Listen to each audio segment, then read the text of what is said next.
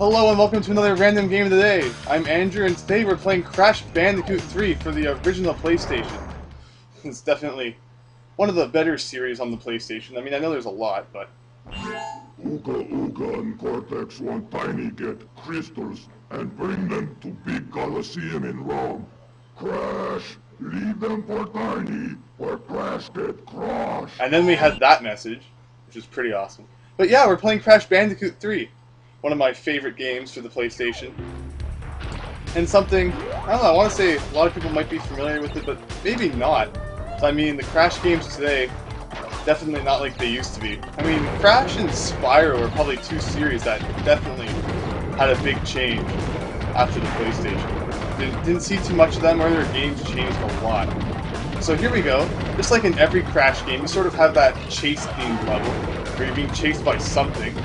You have absolutely no idea what's in front of you, so let's see here. Let's go over that. Go over that. Gotta get all the boxes so we can get the gem at the end.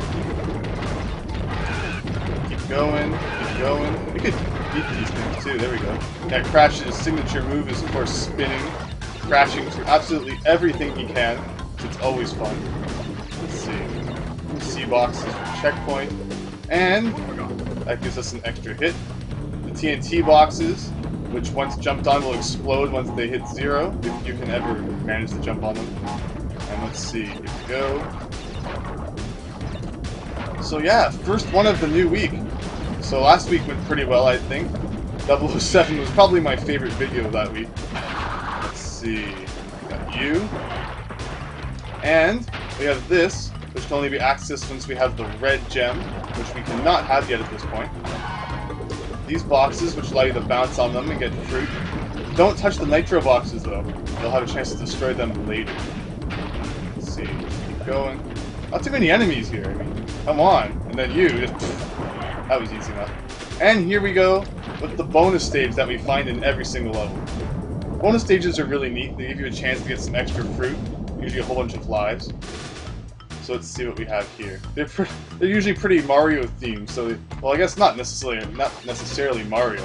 I mean, just because it's left to right, but I guess that's what I think. So here we go, and we don't want to destroy the arrow. We want to bounce on that and use it to get here, so we can get these two. Yeah, that's the thing about the spin move. If you use it on fruit, it actually goes away, and you're not able to get it. See, so we go like that. These two boxes, 13 out of 14. What did I miss? Oh, I missed the arrow. I never ended up breaking it. Right. There we go. Slide under there. And we should be good. It's 14 out of 14. Yeah, like I said, we want to get all the boxes so we can get the gem at the end. And the gems aren't needed to beat the game, you only need to find the crystals, which are usually not very well hidden. I was going to say hidden in pretty obvious places, but I guess that means they're not really hidden at all. But yeah, we want to get all the boxes so that we can get all the gems and get the secret ending. So here we go with this. There's the crystal right there that we were looking for. And, ooh, I missed that one, which isn't really good. See, I can still hit that. For a second I thought I wasn't going to be able to get it. I don't know what I was thinking. Let's see, you got that one. Yeah, the question mark boxes, they can have anything from one fruit to multiple fruit to an extra life in them. I don't think we've seen an extra life there. Or maybe in the bonus, yeah, in the bonus game we did. So you almost got all the boxes. 54, 57, 58, and this should be the last little bit here until the end. Let's see.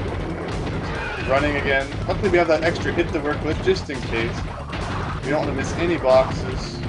So there, we got that one. Keep going. But yeah, Crash and Spyro, it's really too bad what happened to them. I mean, the Crash and Spyro trilogies for the PlayStation were some of the best games. It's really too bad that you don't see too much of them anymore. I mean, the first Crash GameCube game I remember was really good. And I got crushed right at the end. Woo!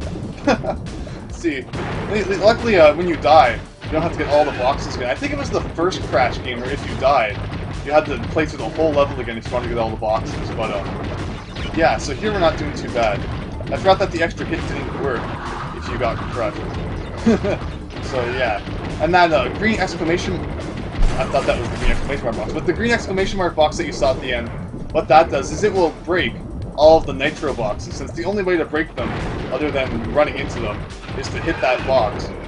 which will then cause all of them to break, because those count for the total box count that you see up there. I think there's only one that we need to use that for, since the other ones get crushed by this guy.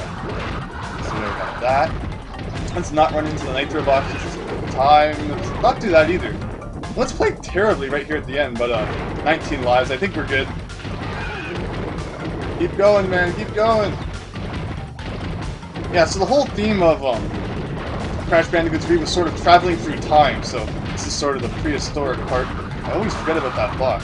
Yeah, so we're in the prehistoric part right now, but travel to other places as well. Like you heard earlier, the boss fight's going to take place in Rome, which is pretty neat. Let's see.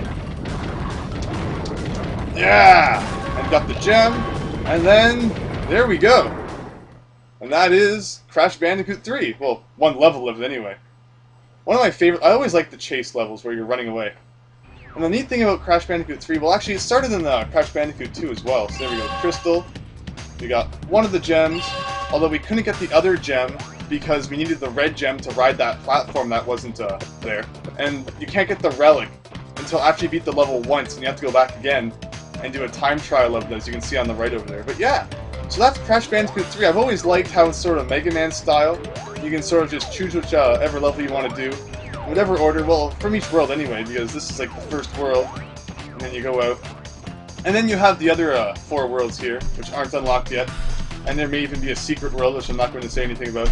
But yeah, that's Crash Bandicoot 3, one of my favorite PlayStation games, so thanks for watching, hope that went well, and hope you'll join me next time when we're playing something from the GameCube, so still moving on up. Sort of started out with 8-bit, and now we're in PlayStation, so then we're going to go up to the next step, which the next generation, which begins with the GameCube. So thanks, and I'll see you then.